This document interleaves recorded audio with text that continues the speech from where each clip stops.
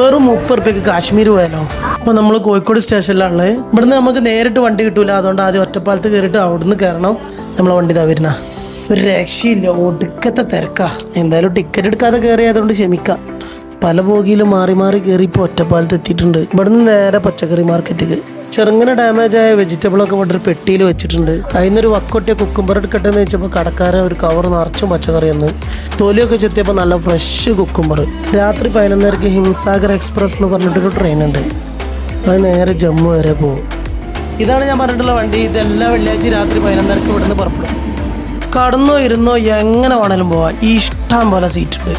പുഴകളും മലകളും സൺസെറ്റൊക്കെ കണ്ടിട്ട് നേരം രാത്രിയായി. ഡ്രസ്സൊക്കെ മാറ്റി ഞാനുണ്ട് പുതിയ മക്കളോ. നമ്മളിപ്പോൾ രാജസ്ഥാനിലെത്തിയിട്ടുണ്ട്. പക്ഷെ പുറത്ത് ഭയങ്കര ഇരുട്ടായതുകൊണ്ട് ഒന്നും കാണാൻ പറ്റില്ല. അങ്ങനെ ജമ്മുവിലെത്തി. ഇവിടെ ഭയങ്കര ചൂടാണ്. അതുകൊണ്ട് ചെറുതായിട്ടൊന്ന് കുളിച്ച് മാറ്റിയിട്ടുണ്ട്. ഗൈസ്, നമുക്കൊരു വണ്ടി കിട്ടിയിട്ടുണ്ട്. ഹിച്ചൈക്ക് ചെയ്ത് കയറിയതാണ്. ബസ്സിന് പോകാനൊന്നും പൈസ ഇല്ലാത്തതുകൊണ്ട് ഇതൊക്കെ നടക്കുള്ളൂ. നമ്മളെ ലോറി ഇതരേ ഉള്ളൂ. ഇനിയിപ്പോൾ നാളെ പോകുള്ളൂ എന്നാണ് പറഞ്ഞത്. അപ്പോൾ ഇനി അടുത്തൊരു വണ്ടി കിട്ടണം. അങ്ങനെ നടന്നു 2-3 വണ്ടിക്ക് കൈയാട്ടിയുണ്ടൊക്കെ നമ്മളിപ്പോൾ ശ്രീനഗറിലെത്തിയിട്ടുണ്ട്. ഞാൻ ഇവിടുന്ന് ഇങ്ങനെ ഒരു ടീമിനെ പരിചയപ്പെട്ട് ഒരു റൂം എടുത്തിട്ടുണ്ട്. അപ്പോൾ ആ റൂമിലാണ് ഇപ്പോൾ താമസിക്കുന്നത്. അങ്ങനെ നമ്മളിവിടെ അടുത്തുള്ള ദാൽ തടാകത്തിലെത്തി ഒരു ബോട്ടിംഗ് ഒക്കെ ചെയ്ത് ഭയങ്കര ബ്യൂട്ടിഫുൾ ആയിട്ടുള്ള സ്ഥലം ഒരുപാട് കാണാനുണ്ട് ഇവിടെ. ഇവിടുന്ന് നമ്മൾ വേറെ വണ്ടിയിൽ കയറി കൂടിയിട്ടുണ്ട്. നേരെ പോകുന്നത് ഗുൽമർഗക്ക്. ഫൈനലി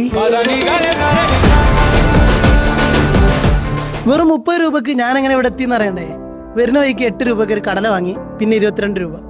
അങ്ങനെ ഞാനൊരു 1 GB നെറ്റ് റീചാർജ് ചെയ്ത് അതിനകത്ത് AI വെച്ചുണ്ടാക്കിയതായി വീഡിയോ കണ്ടാ. ഞാൻ എൻ്റെ വീട്ടിലുള്ളത്